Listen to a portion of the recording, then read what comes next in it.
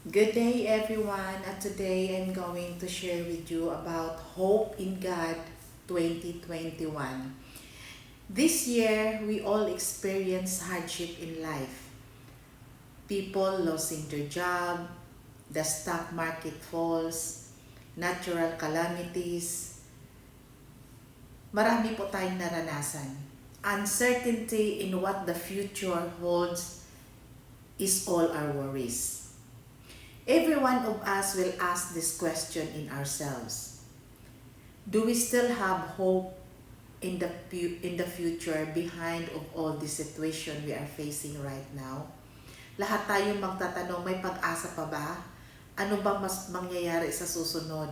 Ano ba ang magiging future natin?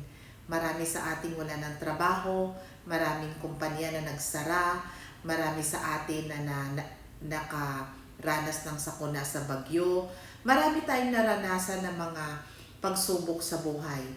Ang tanong, meron pa bang pag-asa na naghihintay sa atin? We are not the only one that has felt of hopelessness.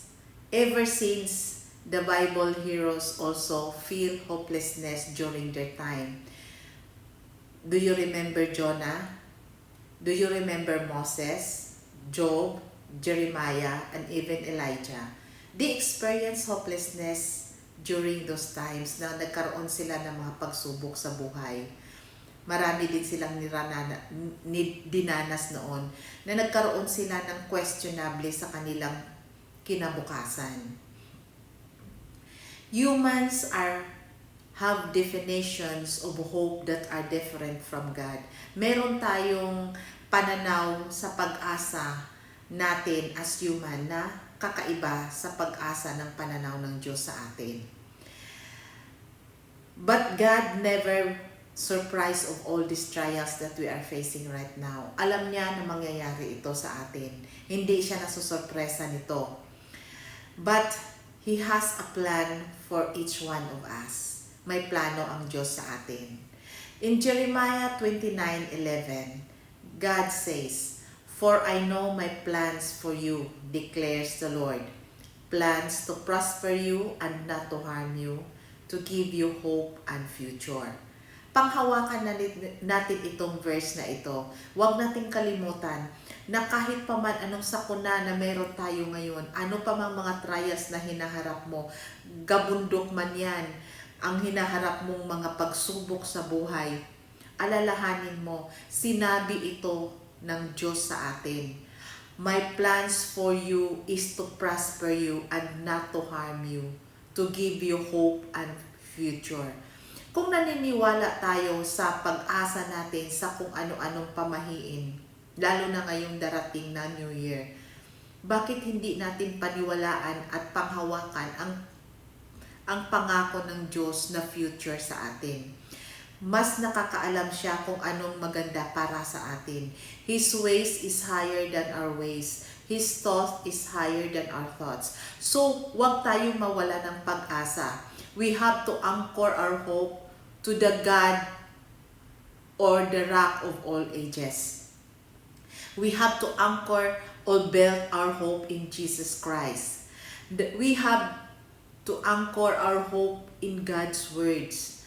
We have to rely our hope to the one who can do the possible things out of impossible sa atin. God really knows what we are facing right now. There is nothing on earth more than certain that the hope in God. Wala tayong ibang magagawa kundi iasa ang ating kinabukasan sa Diyos. Mas nakakaalam siya. Hindi yung mga kinabukasan natin iasa natin kung ano ang horoscope natin today. Kung ano ang mga sinasabi ng stars. Kung ano ang mga sinasabi ng pamahiin natin. Huwag nating iasa doon dahil hindi iyon ang nag-create sa atin. God created us, so He knows our future. He has planned for us to prosper us and not to harm us, to give us hope and future.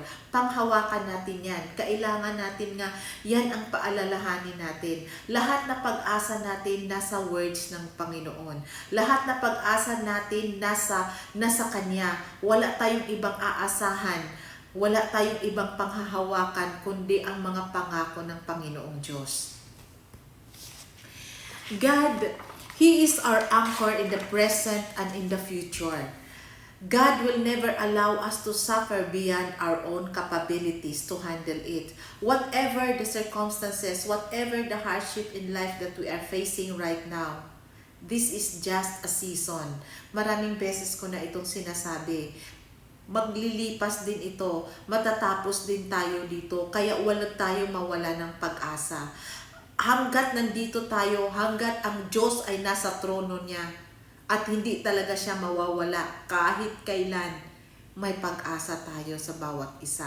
Ang kailangan lang natin, alamin ito, lumapit tayo sa Kanya, magkaroon tayo ng relasyon sa Kanya. Paano natin to gagawin? We have to have our faith and trust in Him. Kailangan natin ma-develop yan. Paano natin ma-develop yan? Kailangan natin magbasa ng Kanyang banal na salita.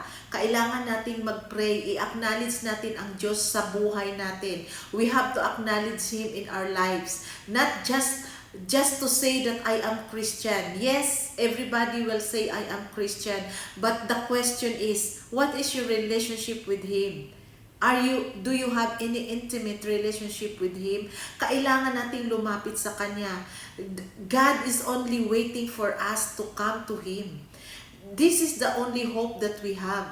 If we will have this intimate relationship with God, if we know Him well, through reading His words and meditating His words and praying to Him, if we know Him well, we will not be afraid of our future.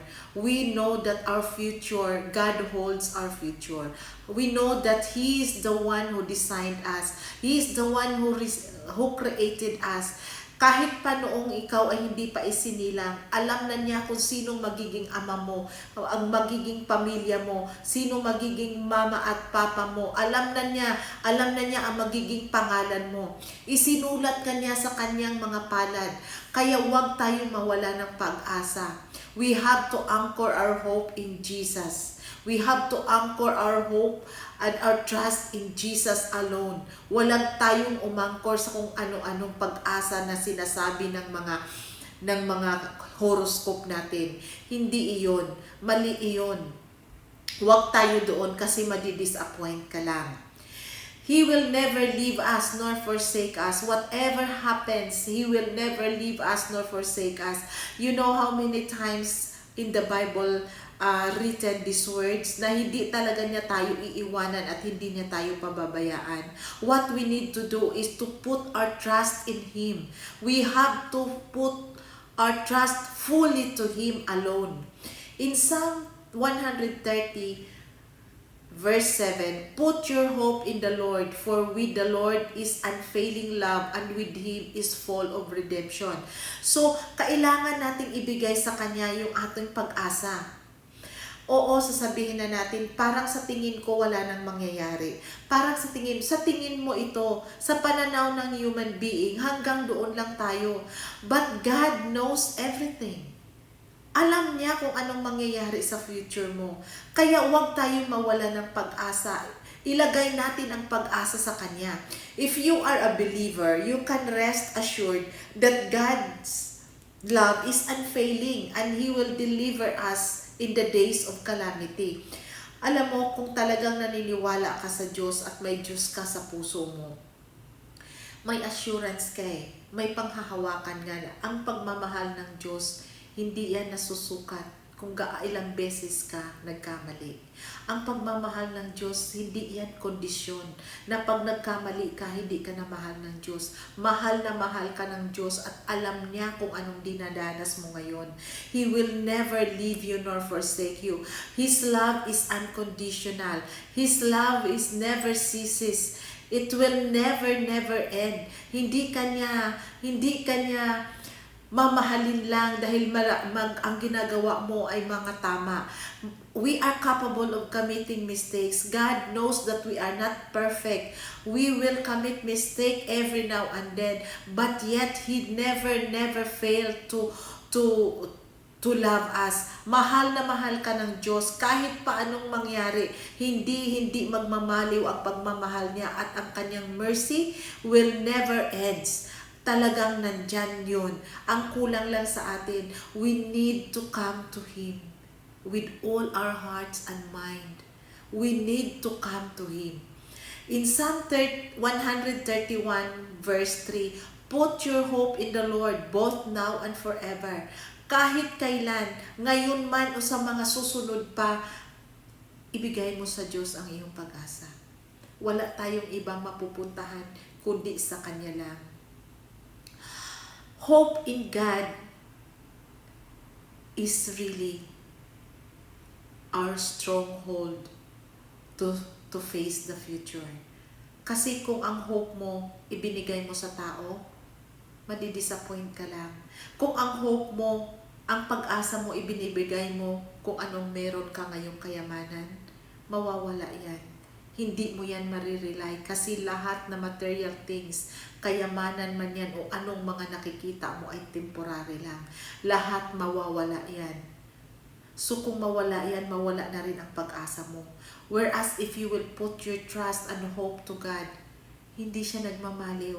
Kahit magiba man ang buong mundo, nandyan siya. Hindi siya mawawala. So yung assurance mo ng hope is nandyan. Kaya kailangan natin maging matatag.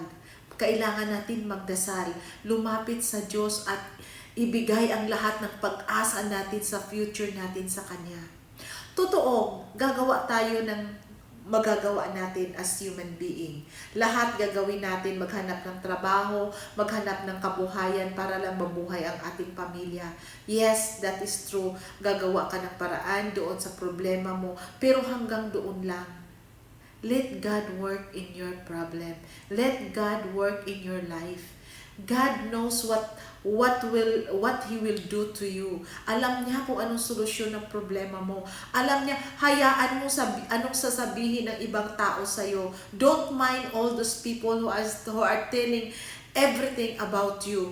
They don't decide your future. God knows your future.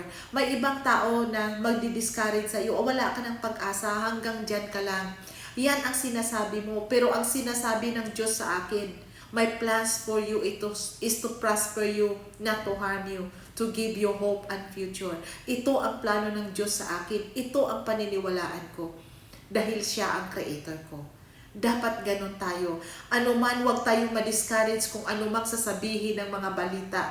Anuman ang sasabihin ng mga kinaukulan kahit presidente pa na tayo ay lugmok na.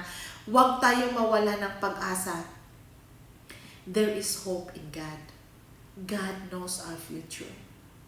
God put us on this planet for a divine purpose. Hindi niya tayo nilagay dito sa planetang to para iwanan lang at pabayaan lang. Hindi tayo nilagay dito na parang kabuti lang na tumubo lang tayo. No. We are here for divine purpose. Meron tayong purpose sa buhay. Kaya hanggat hindi mo natatapos ang purpose mo sa buhay, may pag-asa, kaibigan. God will lift you up. God will strengthen you. God will give your strength. Yun lang ang panghawakan natin. The favor of God is you above anything can you imagine. Don't you know that if you are His children, you are the chosen generation. He chose you out of millions. Sa lahat-lahat ng mga milyon na tao dito sa mundo, billions na tao dito sa mundo, pinili ka niya. Kaya by favor ka, we are favored by God. May favor tayo sa Diyos. We are His, tagapagmana tayo ng Kanyang kaharian. But we cannot make it. We cannot have it if we will not come to Him and accept Him. If we will not acknowledge Him in our lives. If we will still go on with our earthly doings. If we will still go on with our own knowledge, with our own effort. Acknowledge Him. Ang gusto ng Panginoon sa atin, huwag tayong ma-exhausted. Ang gusto ng Panginoon sa atin, hindi tayo stress. He wanted us to be happy, to enjoy His creation. Sa creation niya ito, i-enjoy natin. Gusto niya na lalapit tayo sa Kanya. Gusto niya na siya ang parating sinasambit mo at ina-acknowledge mo siya na, Lord, hindi ko naman kaya itong buhay na ito na ganito. Wala naman akong kakayanan. Hanggang dito lang ako. I will give it all to you. Sabi nga niya, di ba? Come to me, those who are heavily laden, and I will give you rest. Pagod na tayo, oo, sa mga kalamidad sa buhay natin, napapagod tayo. We are human. Sometimes napupunta na tayo, parang wala na tayong pasensya. Yes, that is true. Iiyak tayo, umiyak ka lang. Iiyak mo lahat. But don't forget, God is with you. God is a God who will make a way in the midst of no way. He is the God who can move mountains. He is the God who can calm the storm. You remember all those miracles that He performed sa unang panahon pa nila Moses? He is the God who divided the Red Sea. He is the God who pour out manna sa mga Israelites habang nasa wilderness sila. He is the God na nagpahinto o nagpakalma ng lions doon sa lions den with Daniel. Diba? Siya yung nagbuhay kay Lazaro na namatay na. Siya ang nagbigay ng pananaw sa isang bulag. If God really wanted to leave us, dapat hindi na niya ibinigay ang bugtong na anak niyang si Jesus para mamatay para sa atin, para iligtas tayo sa kasalanan. If He really wanted to leave us, to destroy us, He will not give His only begotten Son to deliver us from all our sins. But He loved us so much, that's why He gave His only Son, Jesus Christ, to really deliver us from all our sins. At ngayon sa calamity na to, iiwanan niya tayo? Hindi niya tayo iiwanan. Alam niya, control pa rin niya ang lahat. He said in His words that tribulation, problems we will experience in this world. But take note, sinabi niya, I have overcome the world. Na-overcome na niya. Kumbaga natapos na niya. Napagtalunan niya na ito. Kaya yung pag-asa natin, huwag tayong pumikit. Huwag nating kalimutan na may Diyos. Huwag nating kalimutan na ang Diyos natin ay siyang makapangyarihan sa lahat. Kaya move on. Press on. Have faith in God. Trust in Him. Anchor your hope to the rock of all ages. Nothing is impossible with God. Whatever the dark forces or Satan is telling you lies, don't dwell upon it. Fight for it. Rebuke it. Do not listen to negative thoughts. Do not listen to your doubts. Just think about this. Believe and have faith. God is always with us. He will never leave us nor forsake us. He is the God of our hope. Our life on earth is not a book of good people. It is a book of failure and trials. Walang buhay dito sa mundo na hindi nakakaranas ng mga pagsubok. Dahil kung lahat ito sa atin ay mga mababait, itong tao tayo lahat, hindi na kailangan pumunta ni Jesus dito sa atin. Nothing is impossible with God, even the darkest failure you have in life. Even how bad you are facing right now, even how terrible your problem you are facing right now, you still have hope to the one who created you. Trust Him fully. He has chosen you out of a million. If we put our hope in God, we are sure that our hope will be prosperous. But if we put our hope in the world, then we are consumed with worries because we don't know what comes next. Do not put your hope in the earthly things, in money, in people, sa mga connections mo sa gobyerno, sa mga kaibigan mong mayayaman, sa kayamanan mo. Huwag mong iasa doon. Dahil lahat yan mawawala. Lahat yan ay mawawala. God is always there. Kahit magunaw man ang mundo, nandyan ang Diyos. May pag-asa. May pag-asa. 2021, we have hope.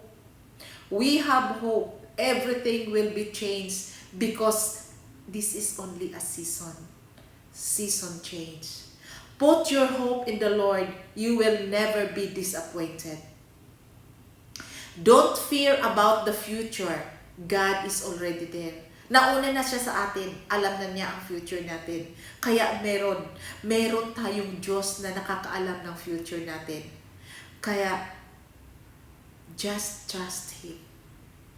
Trust Him and thank Him for all these trials that we are facing right now, because it means that you have a bright future ahead. God is not sleeping. He is there, waiting for you. Acknowledge Him in your life. Go to Him. Pray. Meditate His words. This is the only thing that we can see our future, that we can rely on Him. Trust Him fully. Happy New Year to everyone. God bless. Thank you po.